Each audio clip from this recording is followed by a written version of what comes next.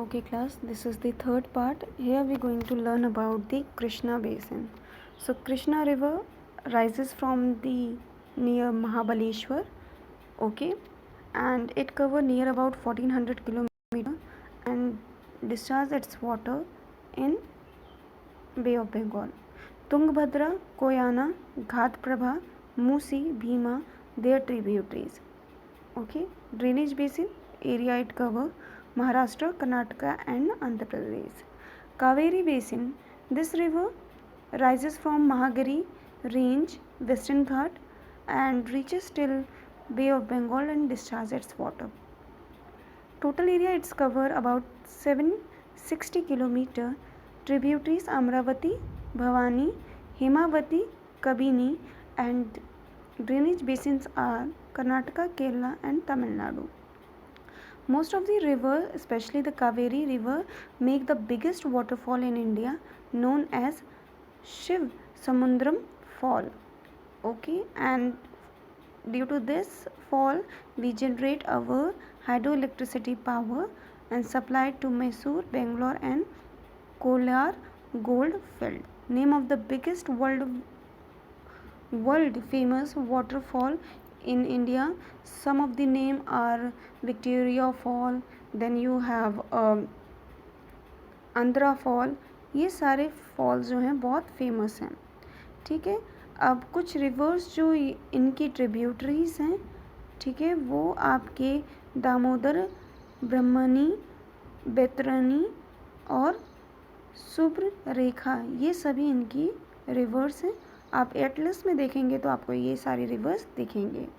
ठीक है, उसके बाद बताया गया है 71% ऑफ वाटर रिक्वायरमेंट हमारी जो है बहुत ज़्यादा है, लेकिन अगर जो कंपोजिशन है वो है 71% आपका सॉल्ट वाटर है जो कि सरफेस के ऊपर है अभी, और उसमें से 97% आपका सॉल्ट वाटर है. इसमें से only 0.03% is available for your drinking purpose. Now talking about the lakes. Lakes के बारे में आपने हर टाइम पढ़ा है.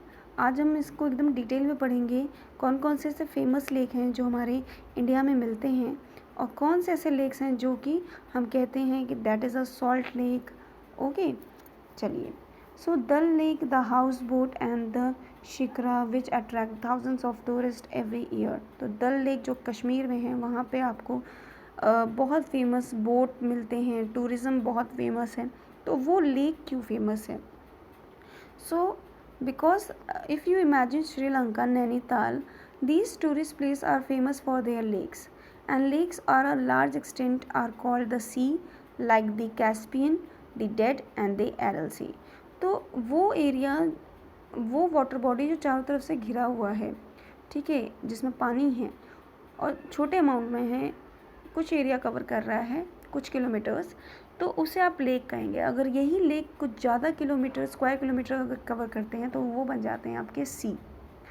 Okay, then we have a different types of lakes. We have inland and outland lakes. Permanent lakes.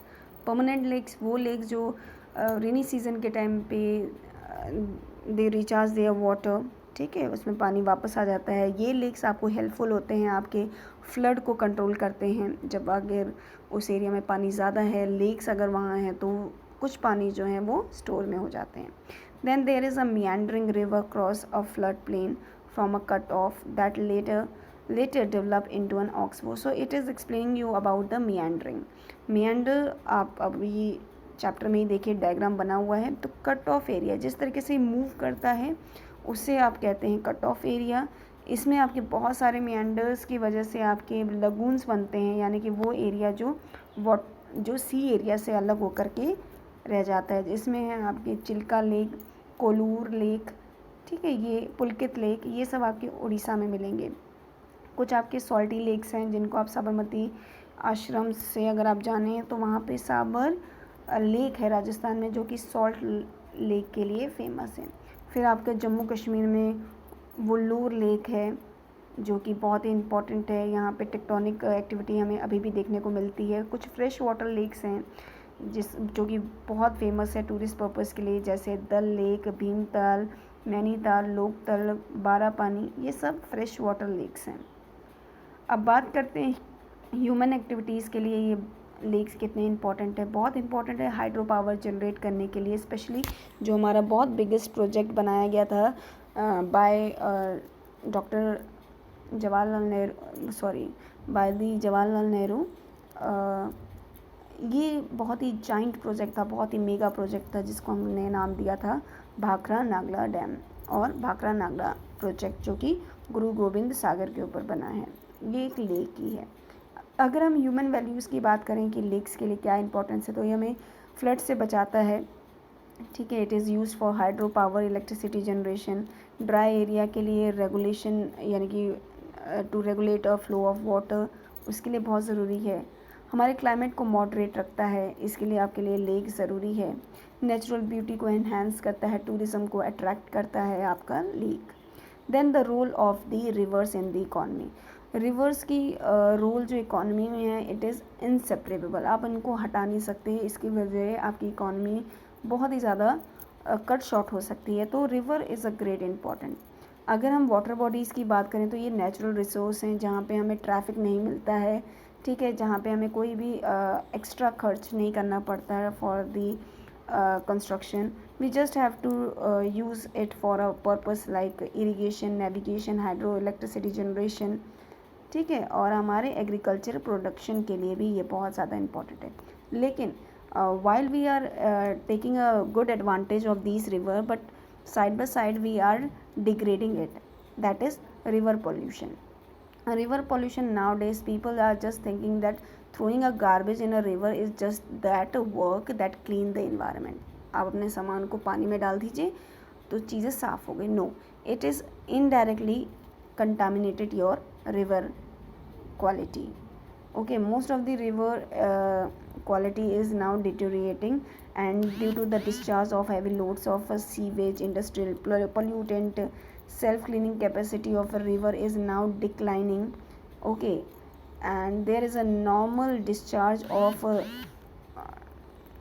dilute or a normal discharge of garbage is covering near about tons, okay, 100 tons in every 2 hours. That is huge.